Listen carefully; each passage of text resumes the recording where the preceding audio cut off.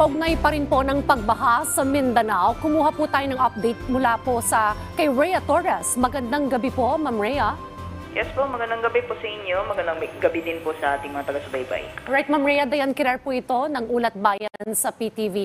Ma'am, sa inyo pong monitoring, patuloy pa rin po bang uulanin ang rehiyon po ng Mindanao at hanggang kailan po ito magtatagal, Ma'am?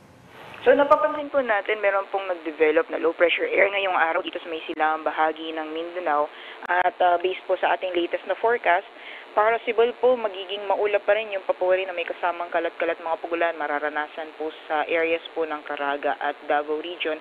Meanwhile, sa nalalabing bahagi naman po ng Mindanao, although may mga chance na makakaranas po sila ng mga isolated rain showers, ito po yung mga biglaan at panandaliang buhos ng ulan, mostly yung Caraga and Davao Region ay posible po makaranas ng mga pagulan sa ngayon. At habang papalapit itong binabantayan po natin na low pressure area, over the next few days po, mas marami pong areas ng ating bansa, particular po sa Mindanao area, ang makakaranas pa rin po ng mga pag-ulan. So bago po matapos yung linggo, ay inaasahan po natin patuloy pa rin yung mga pag-ulan, lalong-lalo na over Visayas and Mindanao sa ngayon.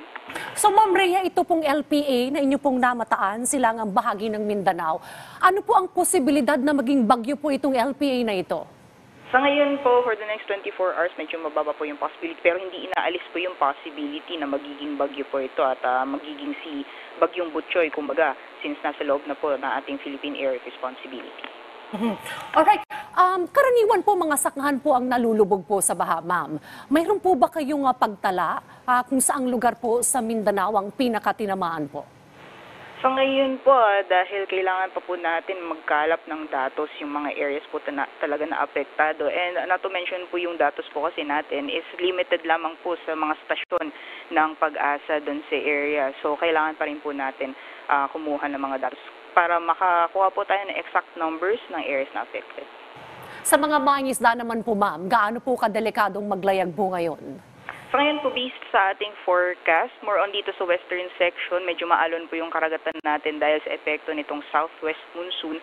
At nakikita po natin, maulap na pa po rin po yung mararanasan sa ating mga karagatan, lalong-lalo na dito sa may silangang bahagi ng Mindanao, kung saan po namataan yung low pressure area. As much as possible po, wag po muna tayong pumalaot. At kung malalaking sasakyang pandagat naman po, ingat lamang po sa plano pumalaot. Okay, ma'am, bukod po dun sa nabanggit yung low pressure area, I understand, mayroon din pong tropical depression pero ito po ay sa labas ng bansa. Tama po ba? Ito po ba ay may posibilidad pang pumasok po sa Philippine Area of Responsibility, ma'am? Sa ngayon po, yung movement po kasi ng tropical depression ay papuntang Vietnam. So hindi na po siya inaasahan na lalapit pa sa ating bansa. Although na-enhance or napapalakas po nito yung epekto ng southwest monsoon, pero more on dito sa may Palawan area. Kaya nakakaranas po ng mga pag-ulan, lalong-lalo na dito sa may Calayan Islands, pati na rin sa may Palawan. So over the past few days po, yung mga nare-record po natin mga pag-ulan sa Palawan medyo mas malalakas po as compared sa ilang bahagi po ng ating bansa. Ma'am Rhea, paalala na lamang po sa ating pong mga kababayan, lalo't higit po yung mga nasa Mindanao region. So sa mga susunod na araw, habang patuloy po yung epekto nitong low pressure area, lalong-lalo na po sa areas ng Mindanao, Visayas, pati na rin Southern Luzon, particular po dyan sa Mimaropa and Bicol region area. For this week po, asahan po natin yung mga maulan or mga pag-ulan na mararanasan at posible din po yung malalakas na mga pag-ulan na magdudulot din po ng mga pagbaha. As much as possible po, paghandaan po natin yan. Monitoring po tayo ng mga heavy rainfall warnings na magbibigay po ng detalye kung aling areas po yung posibleng maka-apekto or makakaranas ng matataas na pagbaha or pagbuho ng lupa at makipag-coordinate po tayo sa ating mga local government units. Walang datot, maraming salamat po sa update, Pag-asa Weather Forecaster, Ms. Rhea Torres.